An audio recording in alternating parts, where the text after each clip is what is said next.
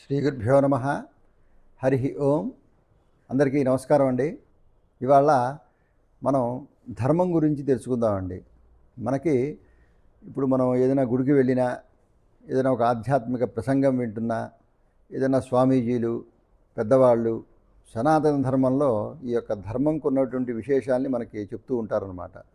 ధర్మం అనే మాట భగవద్గీతలో చూసినా, భారతంలో చూసినా, రామాయణంలో చూసినా, ఎక్కడ చూసినా కూడా ఈ ధర్మం అనే మాట మనకి వినిపిస్తూ ఉంటుంది. అసలు ఈ ధర్మం యొక్క లక్షణం ఏమిటి? ధర్మో రక్షితి రక్షిత అనే మాట ఎందుకు వచ్చింది? దాని యొక్క పూర్తి శ్లోకం ఏమిటి? ఇది మనం ఇవాళ తెలుసుకుందామండి. ముందుగా ఈ యొక్క వీడియో నచ్చినట్లయితే మీ అందరూ నా ఛానల్ని సబ్స్క్రైబ్ చేయండి. అట్లానే ఈ సమాచారం 10 మందికి ఉపయోగపడటానికి మీరు మీ యొక్క సర్కిల్లో దీన్ని షేర్ చేయండి. ముందుగా ఒక గురు ప్రార్థన అండి.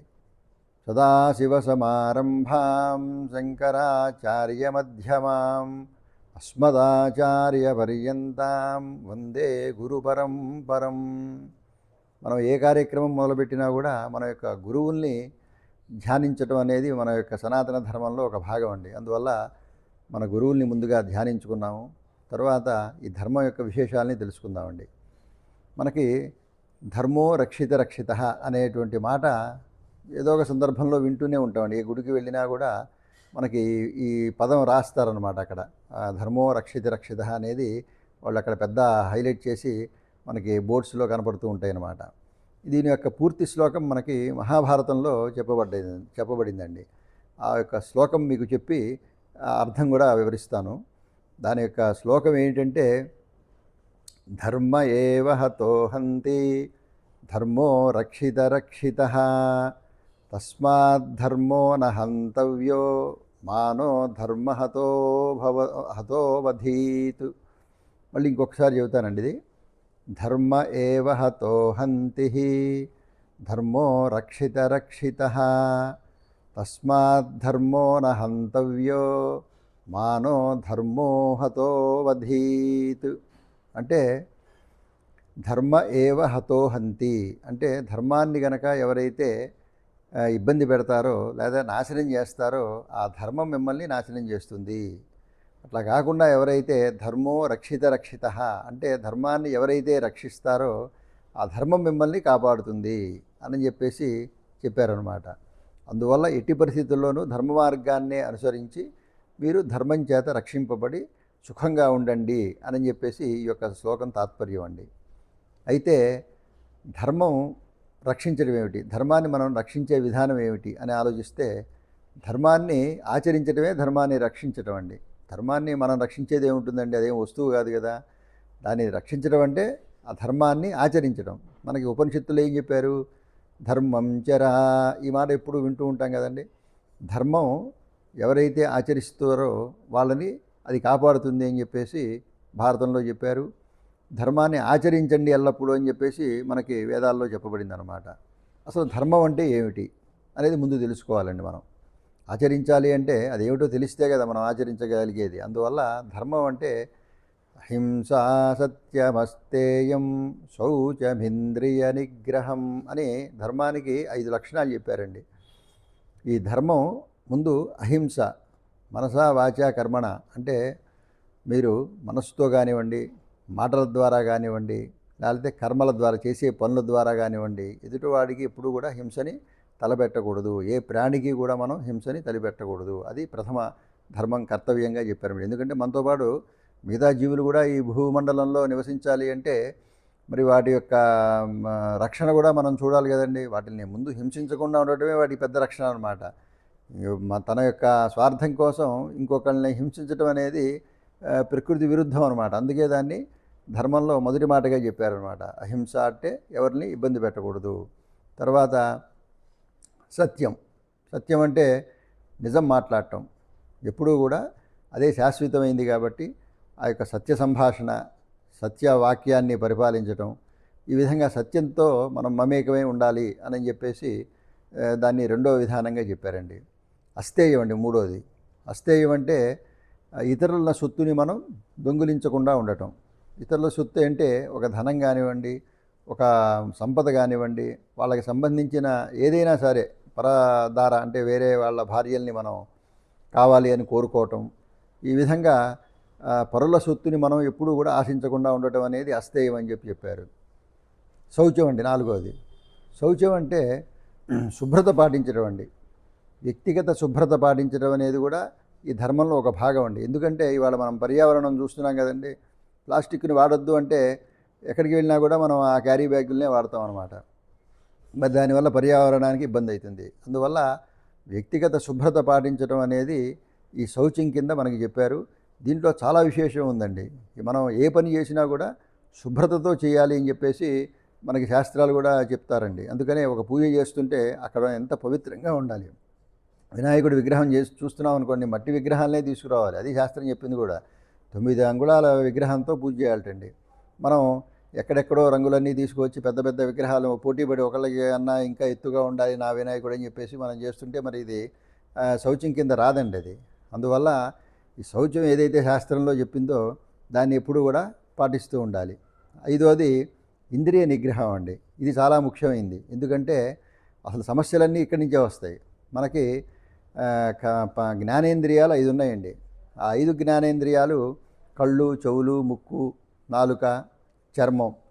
ఇవి ఈ మనసుని ప్రేరేపించి ఇప్పుడు కళ్ళతో ఒక వస్తువుని చూస్తాం అనుకోండి, అది నాకు కావాలి, ఎట్లా అయినా దాన్ని సాధించాలి అనేటువంటి సందర్భంలో మనస్సు అధర్మంతోనైనా సరే దాని దగ్గరికి నేను తీసుకెళ్ళి అది వచ్చేట్టుగా చేసుకుంటుంది అనమాట.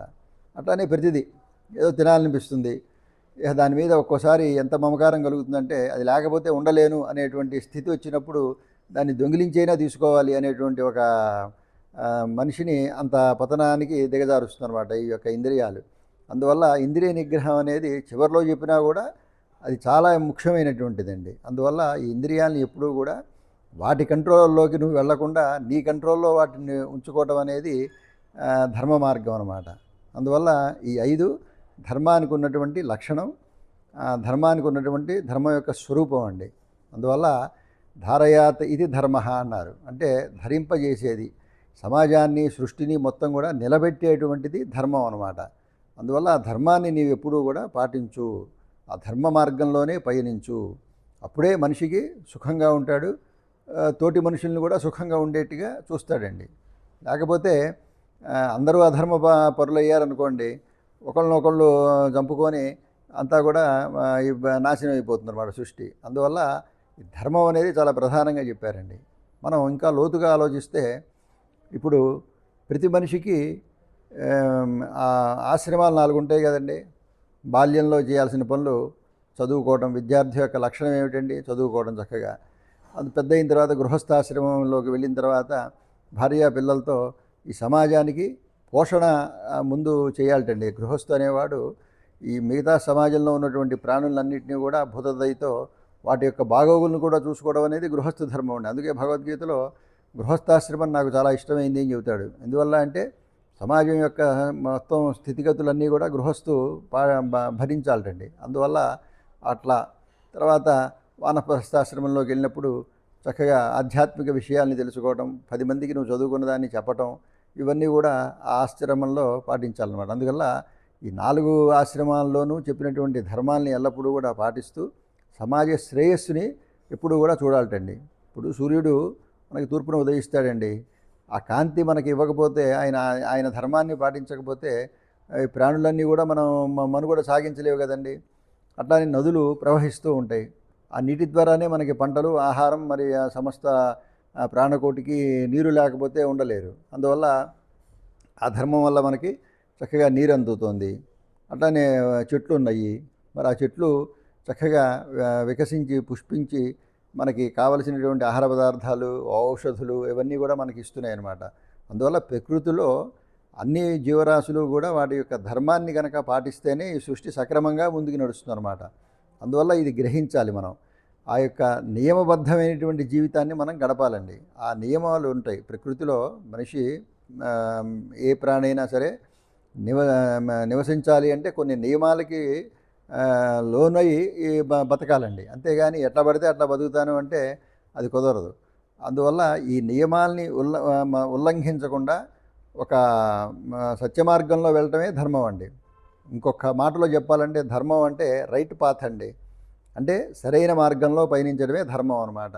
అది సరైన మార్గం ఎట్లా తెలుస్తుంది అంటే నీ బుద్ధికి నీకు తెలుస్తుంది. బుద్ధి అనేది ఈ ధర్మాన్ని కాపాడుతూ ఉంటుంది ప్రతి మనిషిలోనూ. ఎందువల్లంటే మనస్సు అయితే రకరకాలుగా వెళ్ళిపోతుంది కానివ్వండి, బుద్ధి నిశ్చలంగా ఉండి నువ్వు ఇది చెయ్యాలి, నువ్వు ఇది చేయకూడదు. అందుకనే మీకు ఆత్మసాక్షి అంటారండి. ఆత్మకి అన్నీ తెలుస్తాయన్నమాట.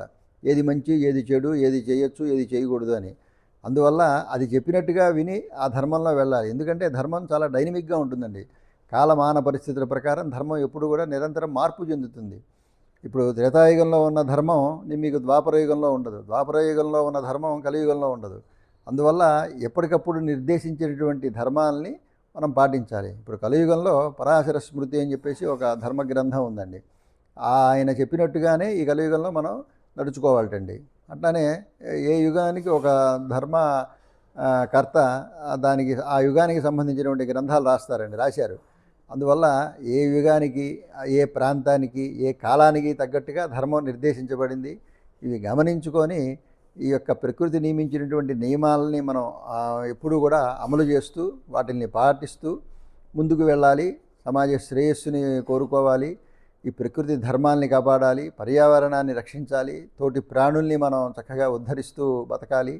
ఇదే ఉపనిషత్తు వాక్యం అండి. ధర్మంచర అంటే ధర్మాన్ని ఎల్లప్పుడూ కూడా నువ్వు ఆచరిస్తూ ఉండు, అప్పుడు నిన్ను కాపాడుతుంది. ధర్మో రక్షిత అనే మాటకి అర్థం ఏంటంటే ఈ యొక్క ధర్మం ఏవైతే మనం చెప్పుకున్నామో ఈ లక్షణాలని, ఈ స్వరూపాన్ని నువ్వు కాపాడుతూ ఉంటావో, అంటే అవి పాటిస్తూ ఉంటావో, తద్వారా నువ్వు రక్షించబడతావు, లేకపోతే గోతులో పడతావు.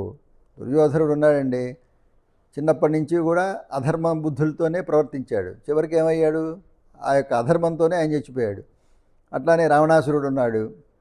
అట్లనే ఆ యొక్క సీతామ్మవారిని మరి పరాయి సొత్తుని ఆశించాడు. తద్వారా ఏం చేశాడు? ప్రాణాలు పోగొట్టుకున్నాడు. మండోదరి వచ్చినప్పుడు రాముల వారు భయపడతాటండి. మండోదరి చాలా గొప్ప పతివ్రత, రావణాసురుడి యొక్క భార్య. అయ్యో ఈవిడ మంచి సాధ్వి, మరి ఈవిడ వస్తోంది, నేను చంపానని చెప్పేసి నన్ను ఏమి ఆవిడ శపిస్తుందో అని చెప్పేసి మనసులో ఆయన కొంచెం బెరుకుతనం వస్తుందటండి. అప్పుడు వచ్చినప్పుడు అక్కడే ఉంటాడు ఆయన కూడా. ఆవిడ మృతదేహం, రావణాసురుడి మృతదేహం దగ్గరకు వస్తుంది. వచ్చి చూసి రాముల వారితో అంటుంది, అంటే ఈయన ఏమన్నా అనుకుంటున్నాడు, నేనేమన్నా అంటానేమో అని చెప్పేసి ఆవిడ గ్రహించి, ఈ రావణాసురుణ్ణి నువ్వు చంపలేదు, ఆయన యొక్క ఇంద్రియాలనే ఆయన్ని చంపాయి అని చెప్పేసి చెబుతుందండి. ఎందుకంటే ఆయన మోహించాడు పరాయి సొత్తుని. మనం ఇందాక అనుకున్నాం కదా అస్థేయం అని. పరలో సొత్తుని మనం ఎవరు కూడా ఆశించకూడదు. ఆ సొత్తుల్ని ఆశించాడు కాబట్టే, అంటే అధర్మాన్ని పాటించాడు, అధర్మ మార్గంలో వెళ్ళాడు. అందువల్ల ఆ అధర్మమే ఆయన్ని చంపింది అని చెప్పేసి ఆవిడ చక్కగా చెబుతుందన్నమాట. అందువల్ల అందరూ కూడా ధర్మాన్ని పాటించాలి. మనకి సనాతన ధర్మంలో ఏదైతే నిర్దేశించబడిందో వాటి యొక్క విషయాలన్నింటినీ కూడా గమనించి మన నిత్య జీవితంలో ఆ మార్గంలో వెళ్తే మనకి సుఖం ఉంటుందండి, పరాయి వాళ్ళకి కూడా సుఖం ఉంటుంది, దేశం బాగుంటుంది. అందువల్ల ప్రపంచం అంతా కూడా సుఖంగా శాంతిగా ఉంటుందన్నమాట. ఇది అందరూ కూడా గమనించండి, ఈ ధర్మాన్ని పాటించండి, చక్కగా ఆ ధర్మం చేత రక్షించబడండి అని చెప్పేసి కోరుకుంటూ, సర్వే జనా సుఖినో భవంతు, లోకా సమస్తా సుఖినో భవంతు. ఓం శాంతి శాంతి శాంతి. స్వస్తి.